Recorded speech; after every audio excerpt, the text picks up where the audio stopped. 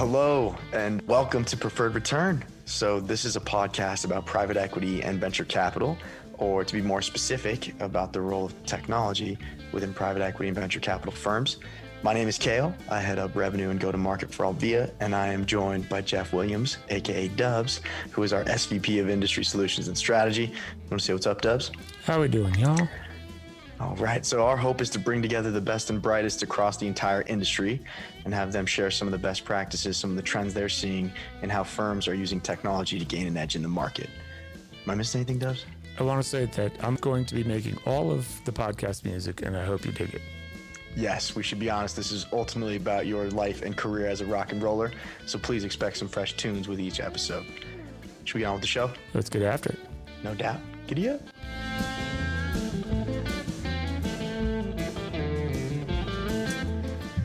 Hi, everyone. Our guests today are Jessica Ginsberg and Katie Mesha of LFM Capital. Jessica leads the business development team at LFM, and Katie is a manager on said team. Jessica and Katie have put together an amazingly robust tech stack, and it has added, of course, to their already very sharp edge, which we will cover today. So it is an absolute pleasure to have them on Preferred Return. Jessica, Katie, could you give us some more details about the broader team at LFM? Sure, we would love to. LFM is a private equity firm based here in Nashville. We were founded in late 2014, and our story is really in our founders, our founding partners. Really a mix of former operators and more sort of finance deal execution oriented folks. Our founding partner, Steve Cook, as well as our other founding partner, Dan Shockley, went to a grad school program at MIT. And it's a 2-year program. You come out with an MBA and a master's in engineering. It's a really operations-focused, manufacturing-focused program that prides itself on breeding the next generation of manufacturing leaders. So Steve and Dan went through that program. They, going in and coming out, were really passionate about manufacturing, made in the USA manufacturing, and really growing companies the right way. And so they took that educational background and spent years out, in the field, in real world roles on factory floors, learning what a factory should look like, smell like, taste like, everything, maybe not taste like, learning what a factory should look like, feel like, smell like. And after years of operating experience, Steve at Dell, Dan at Caterpillar and Ditch Witch, they decided to explore private equity and got together with another partner, Rick Reisner, and founded LFM. LFM stands for Leaders for Manufacturing, which is actually the name of that MIT program that they went to when they went through it. The program has changed names. It's now called LGO, Leaders for Global Operations. So as they moved on to a new name, we took the old one, and it's really in our DNA. We are focused on investing in manufacturing companies in the lower middle market, which for us is 3 to 15 million of EBITDA. And we really look for ways to take the businesses that we invest in and that we partner with to the next level. We try to find different growth levers to pull and figure out how we can get the best results. I've been at LFM for a little over 5 years now, and I head up our business development team. We think of business development across many different channels, both using intermediaries and not. And I spend most of my time on the intermediated side, but help oversee the full picture. Excellent. Thank you, Jessica. And Katie, could you elaborate on your background a bit for us?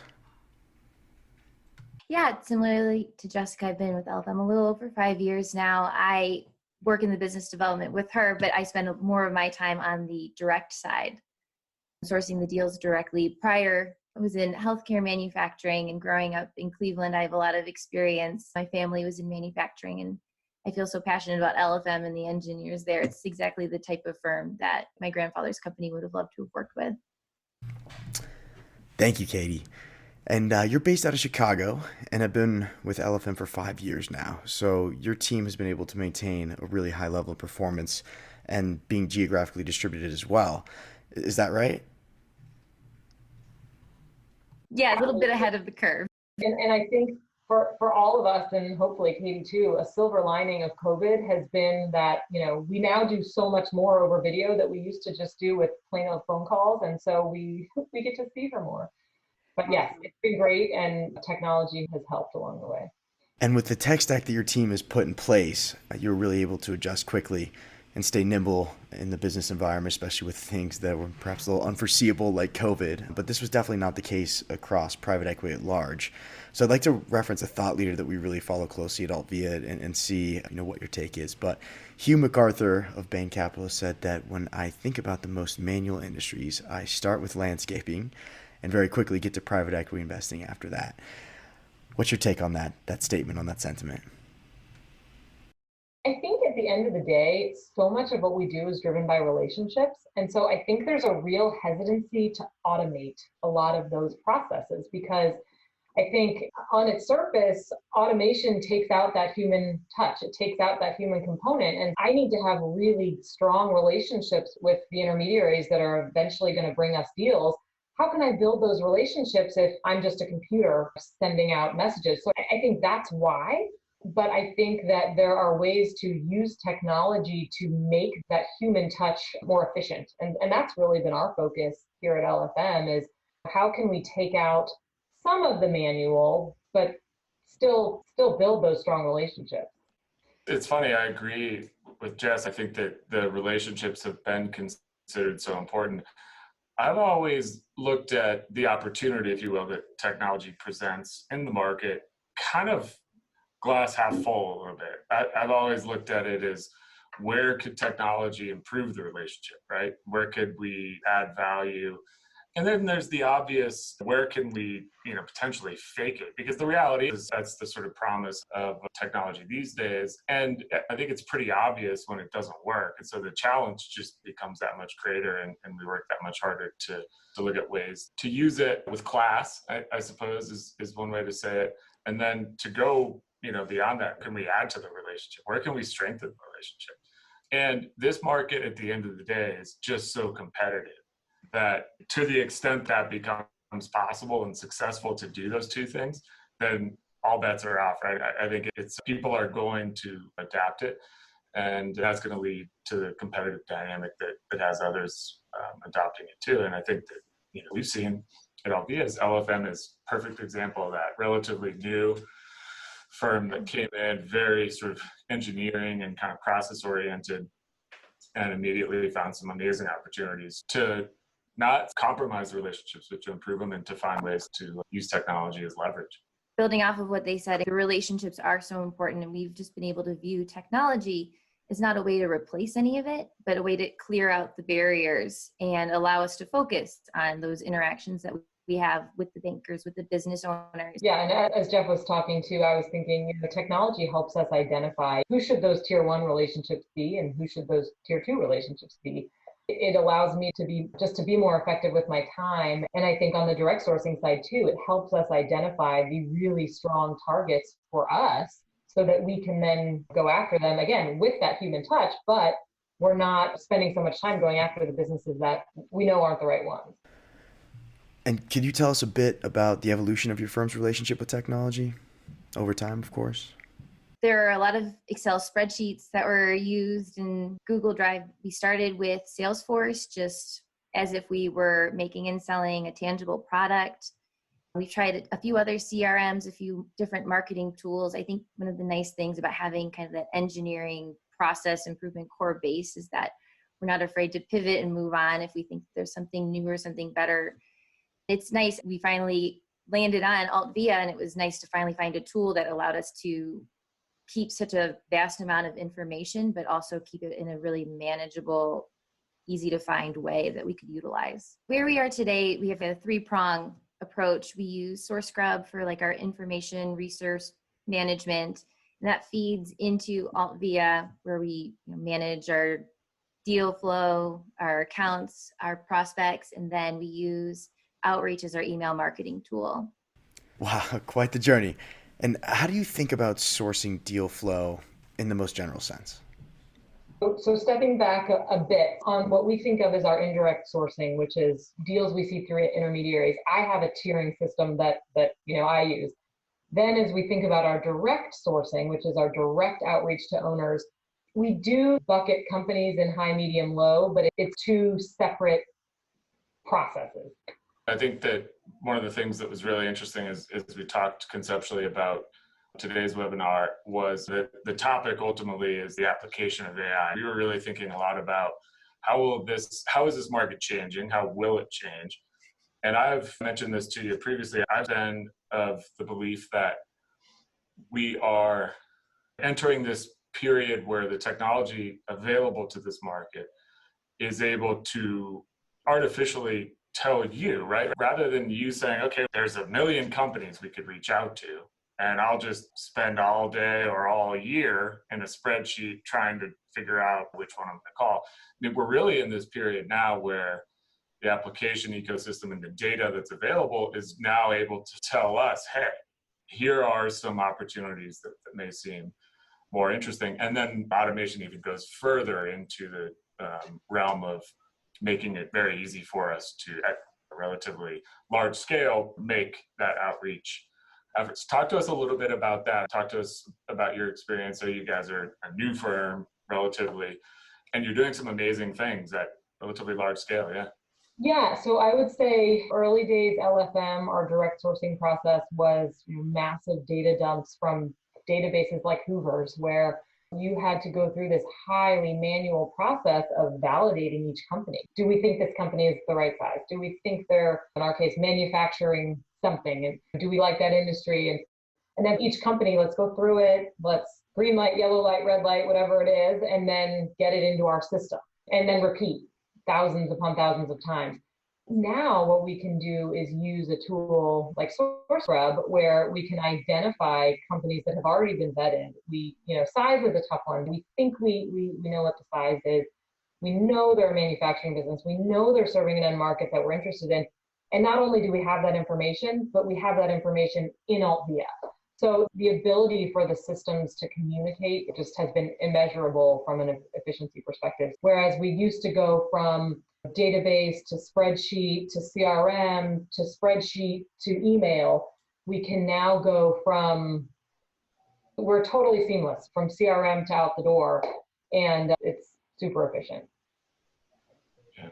So I'm interested in the CRM bit there, because as we were talking just a moment ago about relationships, that's so key. I have this sort of almost dramatic kind of way of thinking, oh, wouldn't it be great if, right, we're all trying to find the same companies as targets, and we're all mostly working the sources, and it's like a razor thin competitive edge that we hope leads us to win it. I've thought, wow, wouldn't it be amazing if it was just a pure sort of race? Data said, hey, this is a company that y'all need to reach out to. That would be cool and all, but the target really doesn't care, right? They get a million calls and somebody was first. Becomes at that point about the combination of having known about the target as well as having developed the relationship and having your own proprietary kind of relationship. And that's really where we're playing the role of saying, hey, have you been working this company before? Was it on the radar? And now this sort of triggering event, maybe some sort of filing or a new hire or a press release of some sort that made it likely that there was some interest there on their side. The combination now of having developed that relationship and that information led you to there. Talk us through how you guys look at the relationship and how your process works there, because that's this huge part that, together with some of the AI and automation, is really what can lead you to winning a deal. Yeah, so I would say we develop really thoughtful communication to the business owners that we reach out to. Yes, some of our outreach is more broad-based and it's going to be more general in nature, but we really like to supplement that with highly specific, highly targeted email outreach. So maybe we own a business in an end market and we're reaching out to business owners in that end market to say, hey, we own this company. We know a whole lot about this space. We can help you grow. Let's talk about that. Things like that. Or to say, hey, it looks like you were in the Navy. Our founder was also in the Navy. Let's talk about that. So we really try to find touch points. And so that's where we're really combining that human touch with the technology. Katie, what do you think? Anything to add? No, I think you really nailed it. Mentioned earlier, it's just having the seamless technology, taking out the human variable of all the imports and exports and making sure you checked off the thing on the file. And it just really allows us to focus on the business owners and be really targeted and, like you said, thoughtful about our communications. I think that a lot of people, the idea of AI and automation, we see this quite a bit where it's like, there is just this sort of ominous threat a little bit, right? They make movies about this where we all lose our jobs to computers. But it sounds to me like what technology is enabling here is not spending time in some of the more kind of time intensive, more tedious stuff that can be automated, and instead redirecting that time to where the relationship building happens. Yes, that's exactly right. It allows us to do more targeted outreach. It allows us to craft our messaging even better. It allows us to do follow-up in different ways. So maybe we send out a really targeted batch and we didn't get the results we wanted. Okay, now what can we do? We can call these people on the phone, or we can change the messaging and reformat a batch. It allows us to pivot faster and I think do our jobs better. I can say I was spending easily 50% of my time just managing data, probably 20 hours a week between formatting, double checking, triple checking. And it took a lot of time. And as much as, I love tedious spreadsheets, my passion is with talking with the people, talking with business owners, and that getting the processes automated has just allowed for that. And I enjoy my job a lot more, frankly. Just because we have looked at a business and assigned it a high, medium, low, and put it where it needs to go in our system, nothing is static. So 4 years ago, we might have learned about a company and it might have been too small because XYZ, and so we stuck it in a bucket and maybe we reached out, maybe we didn't. But 4 years later, all of a sudden, that company that was too small might be big enough now. And because everything is constantly moving and evolving, we now have time to go back and say, hey, remember all those companies that are lows? Can't we go back and see if now maybe those can be elevated and maybe those should move into higher priority areas? And so having the time to do that, and again, some of that is automated, but it's just freed up so much time. Yep. I always joke our data isn't like a good wine. It does not get better with age. And so when we have these tools in place, it gives us like the opportunity and making it easy to create reports, create the things that we need. So on a weekly, monthly, quarterly basis, we can be updating what we need to update. Excellent. And then, of course, acting on the insights that you're able to glean with these tools. Secret sauce right there, right? And what does this process look like? So we have a third leg to our BD stool. We have a third colleague, John. And typically, Katie feeds John. John sends out all of those outbounds and then responses come to him. So he will typically field that first call, really work on building that relationship and telling the story of who is LFM, why is LFM different, why would we make a good partner, what value can we bring to your business. And then every business is unique, every process is unique. And so after that first call, it can go in multitudes of different directions. But in an ideal world, we take what John has learned to our broader deal team, assuming it's a good fit for LFM, and then we'll tag team it between BD and deal execution until deal execution really picks it up and runs with it. So there's typically a handoff at some point along the way. Pivoting just a tiny bit, we had talked previously and you told me about a pandemic comes, everybody's scrambling here. I thought the way that you guys reacted was interesting, having been enabled by the technology to be in a position to do that. Talk to us about manufacturing businesses, not these sort of lofty cloud companies with all this cash on the balance sheet type thing. Maybe some were essential, maybe some weren't, but there was this sort of moment where this hit everybody at the same time, including you all. And you were in an amazing position to sort of begin probably a lot sooner than others, reaching out to people who presumably already were thinking, hey, we might need some help here. This might be kind of ugly. So tell us a little bit about how you reacted back in March. Sure. We typically have sort of a target number of outreaches, per month, per quarter, and then a targeted response rate, which leads to a targeted number of calls.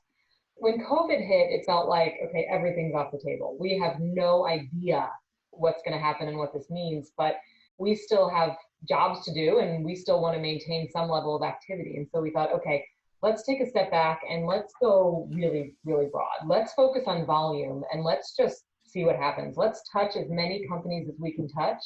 And response rates are probably going to be low because people are busy. Some people aren't coming into work. A lot of business owners woke up to their worst nightmare and they're just trying to figure out, how to keep the lights on. So we did, and we were able to do this very quickly, and Katie can walk through this in more detail, but we basically pulled a very large batch of owner contacts, and we sent out an email that was, I would say, carefully crafted to say, hey, we're LFM. We know a whole lot about manufacturing. This is what we do every day. We own 10 manufacturing companies. Happy to talk about what we're doing and how we're reacting within our portfolio. If that's helpful to you, let us know. We're here. Our emails aren't aggressive, but they're certainly a little bit more forthcoming. Hey, we'd love to get to know you because we might want to invest in you.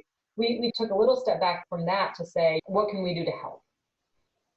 What was the reaction? I have to imagine that, again, all of us went through this, but these business owners, it's really just a different sort of situation. I have to imagine that just at a basic level, someone sending an email like that was amazing. Yeah, so as expected, it was a lower response rate. It was a lower response rate on a much larger batch of emails. But there were several handfuls of people that said, yeah, I would love to learn more. What can you tell me? And we had the business continuity planning document that our team put together that we distributed to our portfolio companies. And we shared that with people that were interested in it in hopes that they could learn something. More so just to create that touch point so that 6 months down the road, when hopefully we're on the other end of this, they say, hey, I remember that company. And John can reach out and say, I know that was really tough back then, but how are things now? And so it just felt like a really good way to make that initial connection. And those are the razor thin margins in this market, right? That can be the difference. Being able to spin up and leverage this technology to say, hey, we could reach out to these people. And many of them may be holed up at home, and so they're not paying much attention. And so you'd expect lower response rates, but man, the sort of, value and the power of the ones that you reach is pretty incredible. And that becomes the sort of razor thin difference that the technology can enable. Yeah, with the technology, we already had like our foundational base. Within a week, we were able to reach out to over 10,000 of our prospects. And what did some of those touch points look like generally? We lead with email. We feel like in this day and age, how many times does your phone ring a day and you're like, I don't know this number, and you put it down. So we tried that in the early days at LFM and just found that if we could send an email, tell a story, give the audience a chance to check out our website and figure out, why are we different? Why are these people not like every other firm out there? Be a little more thoughtful about it, that the responses would be more thoughtful. And that has proven to be successful. So we still lead with emails. And what's great about the technology is I might not get a response from you, but I can tell if you've opened my email 6 times. So if you've opened my email 6 times, but you haven't responded, I know you're thinking about it. So that might be someone that John might pick up the phone and say, hey, it's John Pat. I sent you a note. Not sure if you saw it or not. I just wanted to try to connect. So we use phone as a backup and then as a pre-scheduled call. Look, it's the ads that we all see on Instagram and Facebook all the time. And it's like, how did you know I was looking at new sneakers? But I like those. So we're trying to do some of that. I think one area where we could do better is more integration with LinkedIn, but that's another great example. You can, if you know someone is checking you out and then you call them, right, it might feel like the right time to have that conversation. Speaking of LinkedIn, how much are you leveraging LinkedIn today in this process? Source Scrub, one of their data points that they pull in is LinkedIn. So it's nice that when we found a data source that is not only the independent research that they do, that they also pull in from LinkedIn. So I know looking from Source Scrub that has some of the LinkedIn data, but looking at contact profiles and messaging through LinkedIn, I think is an opportunity for us. Yes, and what I have learned over the last couple of years, there are people that are so deep in LinkedIn, it almost functions as a CRM. They are using sort of special sales navigator add-ons and things like that. And so I do think that it's an opportunity for us. And Honestly, I think that we could hire an entire extra person to just live in LinkedIn. I think one of the challenges with LinkedIn is that everyone in our industry uses LinkedIn, right? All the investment professionals and a lot of operating companies, obviously, too, but the business owners we're targeting might not be in the LinkedIn social media generation. We're talking about manufacturing companies often owned by people nearing retirement age, and they're just not focused there. So I think that if we were looking for tech companies, consumer business, lots of other end markets, I could see it being even more useful. But I would bet that a large percentage of business owners of the companies that we want to dig into are not active on LinkedIn.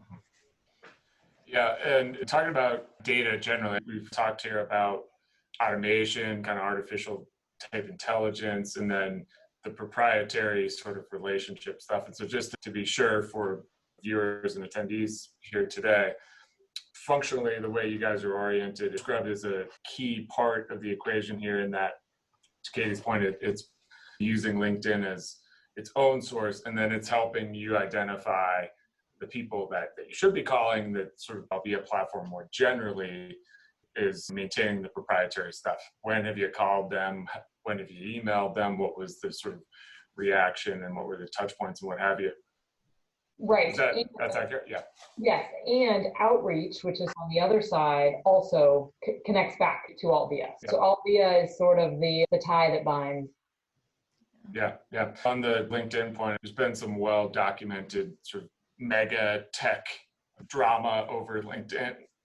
Salesforce having sort of been at the altar with it to acquire it originally, and then Microsoft sort of swooping in.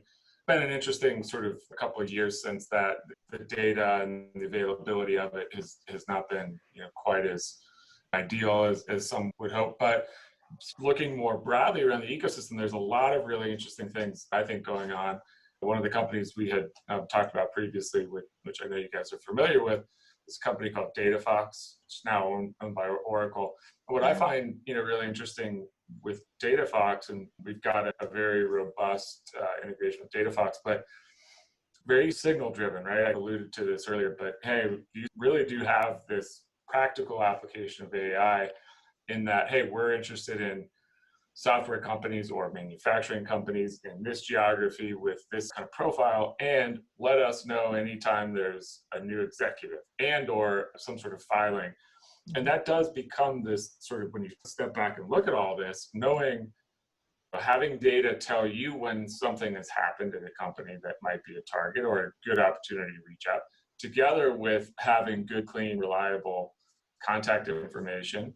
And there's a number of ways that one can arrive at this, but really the sort of topic today is, what are the bits and the pieces out there that you can put together and combine them with your proprietary process and create leverage? And you guys seem to be doing it amazingly. So I don't know if there's any other pieces, though. You mentioned outreach, which is an email kind of sequencing tool, and we happen to use outreach at Alt-VIA as well, and so we're very familiar with it and integrate it with Salesforce in our own process. So I think we kind of covered really the three key pieces. Anything else that are top of mind, problems that you're looking to solve or things you've had experience with? I would say right now we feel like we're in a good place. There are always little bugs that Katie thankfully loves getting to the bottom of, but we feel like our process is optimized. But, and Katie alluded to this earlier, our team is comprised of a whole lot of engineers and manufacturing minds that grew up in these sort of lean cultural environments where it's really important to not rest on your laurels. It's important to always look out for what's next and how can we be better and how can we do it, faster and be more efficient and all of those kinds of things. So we do make it a point to always know what else is out there. We get emails to demo certain products that might look like a source scrub or look like an outreach or look like something totally different. And we do try to evaluate those all the time and think through, okay, what could this do better? What would be the pain points? And so we try to be really thoughtful about always improving our process. Mm-hmm. Yeah, so when we think about AI, I mean, coming back full circle, I think in the absence of full definition and full understanding of how it will play out in this market, at a more practical level, it really just becomes about using data, which is this sort of intelligence and applications that can say, hey, what are you interested in, getting out of this, and then being told when it's available. It's a very kind of movie grade future, but the leverage is just tremendous, right? I mean, yeah. When I think about where we've come from, it's having AI, having these automated systems, it's just very consistent. We started our carriage being pulled by 4 undergraduate interns was our AI in the beginning of time. And it is nice to have the consistency that these tools provide. Yeah. And the technology, it checks us. So when we send out emails to 100 business owners and we get 5 responses, that technology reminds us, hey, you better check in with the other 95. Don't forget about those guys. So we are very grateful for the technology. We did love those interns though, too. Awesome. Well, when the interns aren't having to do, certain things, then again, it comes back to what could they be doing? Wow. Well, Jessica, Katie, it seems like you both have done truly a phenomenal job using tech to increase your operating leverage as a firm and drive larger and larger outcomes. So that sounds like a legitimate edge in the market. Pretty cool. Without having to spend time entering line by line addresses for the businesses, like I can spend time creating reports on the data, creating those Boolean searches to set those reminders if there's any new companies that come into the searches. It just allows me to be more thoughtful and strategic rather than like the tedious work. Here's to leveraging technology to be more thoughtful, and here's to continued growth at LFM. Yeah, thank you guys for letting us be a part of that. We're super proud to be a part of your success and love hearing about this stuff from you guys and love that you are pushing us as well. So very thankful, but also very proud to get to partner with you. But you all made it super easy.